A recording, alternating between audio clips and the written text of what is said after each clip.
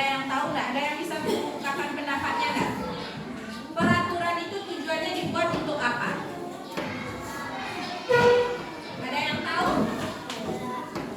Jadi peraturan itu dibuat tujuannya supaya tercipta keamanan dan kenyamanan. Peraturan itu dibuat untuk dilanggar atau untuk ditaati? Untuk ditaati. Jadi hari ini kita akan membuat peraturan kelas yang bertujuan agar tercipta suasana yang nyaman dan aman di dalam lingkungan kelas kita. Di lingkungan kelas kita, di mana nanti peraturan ini akan mendukung proses kegiatan pembelajaran kita terasa nyaman, menjadi lebih kondusif. Nah, jadi sehingga diperlukanlah sebuah peraturan. Di dalam hidup kita ada nggak peraturan yang harus kita taati? Ada nggak aturan-aturan di dalam kehidupan kita? Ada. Nah, supaya kita sampai ke tujuan yang baik, maka kita perlu mengikuti jalan yang lurus. Kalau di dalam agama itu namanya apa? Pedoman. Agar kita tidak tersesat, maka kita perlu pedoman, tuntunan, yaitu Al-Quran. Kalau di dalam kepramukaan, kalau pergi menjelajah, apa tuntunannya atau pedomannya? Peta, biar tidak tersesat.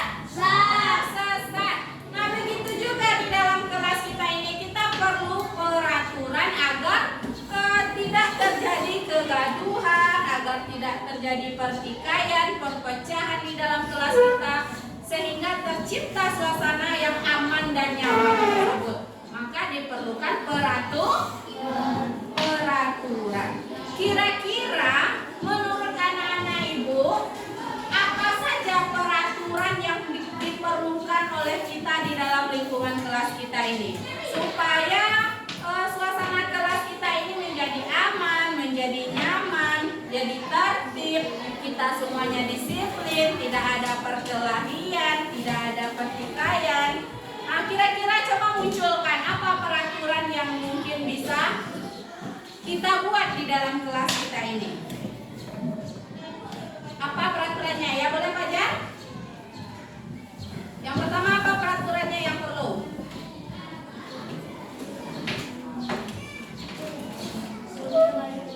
Apa? Iya, tidak boleh bergurau di saat jam belajar. Nah, itu contoh peraturannya. Nah, hari ini itu kan salah satu contohnya. Atau mungkin juga supaya tidak mengganggu kegiatan pembelajaran, masa ibu sudah masuk, maka kita semua harus datang tepat waktu, tidak ada yang terlambat. Atau misalnya tidak ada yang makan dan minum saat belajar. Nah, itu adalah contoh-contoh peraturan yang perlu kita taati di dalam kelas. Nah, hari ini anak-anak itu masing-masing akan menuliskan kira-kira peraturan apa yang diperlukan oleh kelas kita ini supaya tercipta suasana yang aman dan nyaman tersebut. Nah, ini namanya ada kertas stick note. Nah, nanti anak-anak ibu akan menuliskan peraturan yang menurut anak-anak ibu dapat mendukung suasana yang aman dan nyaman tersebut di dalam sini. Iya, menjaga kebersihan, bagus. Nanti dituliskan di sini apa peraturannya yang kira-kira diperlukan oleh kita di dalam kelas ini. Tuliskan di kertas ini. Nah, kertas stick note ini ada yang bagian ada lemnya, di belakangnya ada lem. Nah, tulisnya di depannya, lemnya di atasnya nanti supaya bisa kita tempel seperti ini misalnya. Oke? Bisa anak-anak ibu kita tuliskan semuanya peraturan yang kira-kira bisa mendukung kegiatan kita? Bisa, oke. Bantu ibu bagikan ya Aldi. Tidak boleh. Bagikan ke bapak. Dengan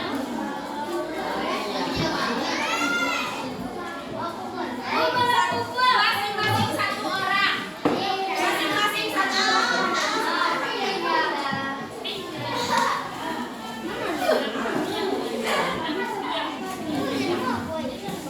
Dah? Nah, di belakang. Yang ada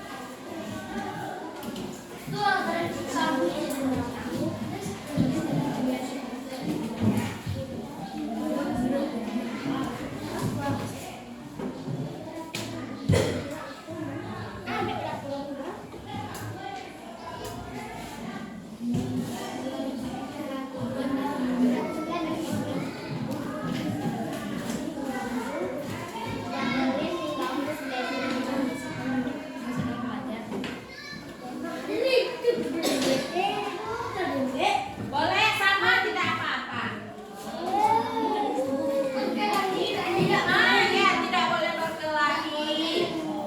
Boleh. Apa kira-kira sesuatu yang seharusnya tidak ada di kelas ini? Jadi kalau hal tersebut tidak ada, maka akan tercipta suasana yang aman dan nyaman tersebut. Dan kita akan bahagia di dalam kelas ini ketika peraturan tersebut ditaati. Anda langsung aja peraturannya ditulis. Kalau yang sudah selesai boleh tempelkan ke depan.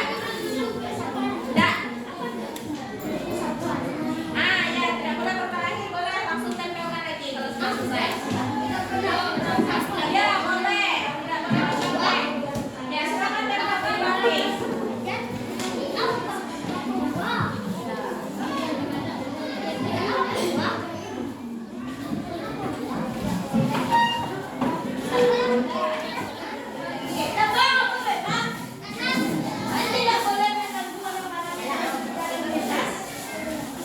Tidak boleh merusak barang-barang. Ya, boleh. Kalau minta izin ketika memakai barang teman, kan boleh itu. Saya di bawah sini. Wah, kalau sampai ya, bagus.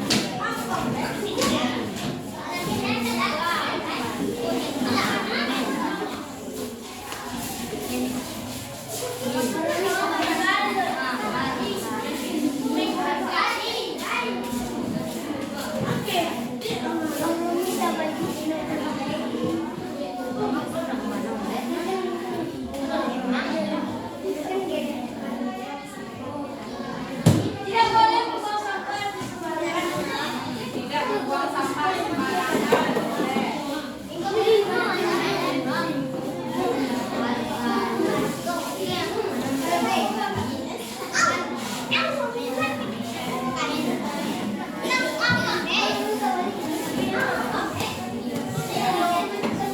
Iya, bagus. Menjaga keamanan sekolah.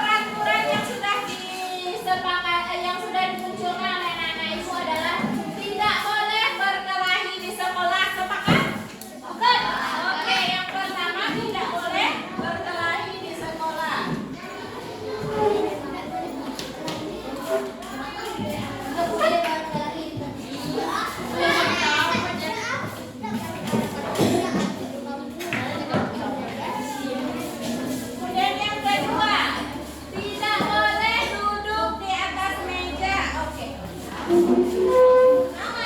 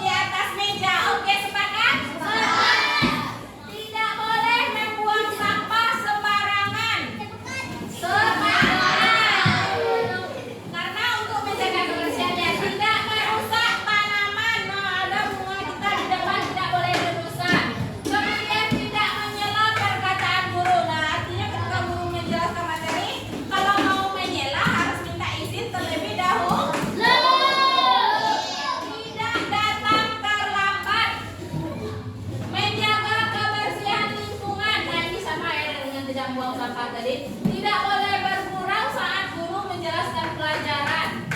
Tidak mengganggu teman. Tidak boleh mengganggu teman dan menjahili, itu tidak boleh. Kemudian tidak boleh mencontek, apalagi saat ujian. Mengambil peraturan, saling menghargai dan minta izin saat menggunakan barang teman. Nah, dari peraturan-peraturan yang ada ini, kalimatnya kan masih dalam bentuk kalimat negatif, artinya menggunakan kata tidak boleh. Nah, sekarang coba supaya kita nyaman dalam melaksanakannya, bagaimana peraturan ini menjadi suatu keyakinan yang kita yakini bahwasanya ini mengandung nilai kebaikan. Anak-anak ibu coba baca lagi peraturan ini. Kira-kira ini mengandung nilai kebaikan atau tidak? Iya. Jadi supaya kita nyaman dalam melaksanakannya, maka kita robalah kalimat negatif ini menjadi kalimat yang positif.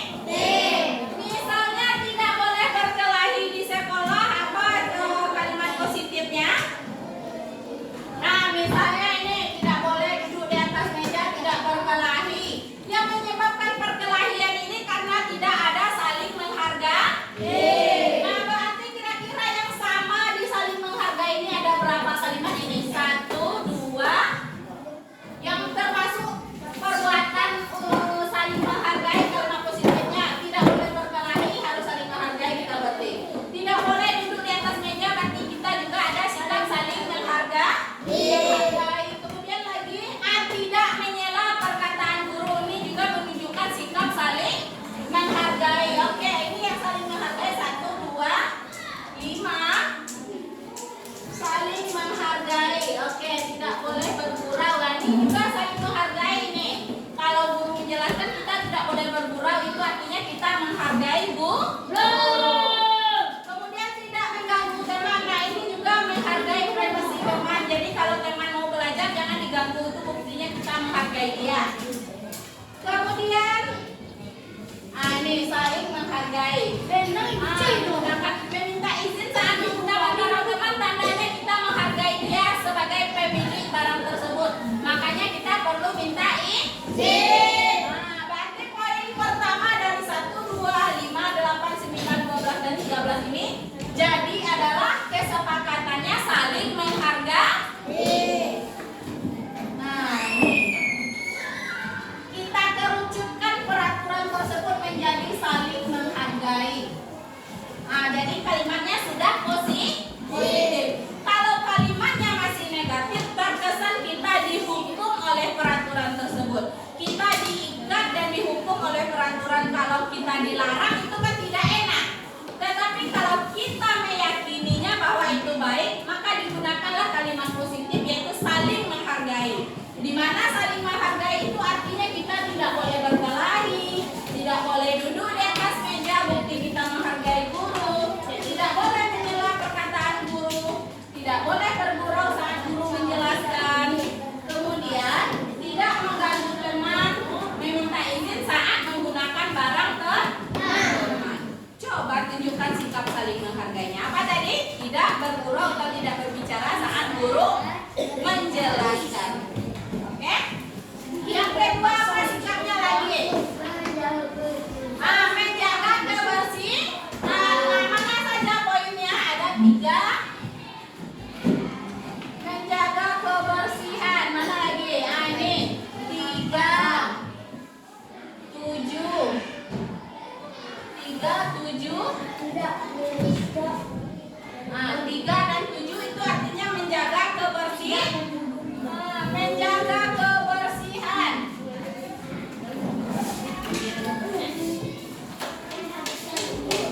Menjaga kebersihan ini sudah tercakup semua di dalamnya. Mulai dari kebersihan diri kita, yaitu pakaian kita harus bersih, jilbabnya harus bersih bagi yang perempuan, sepatunya bersih, dan kelas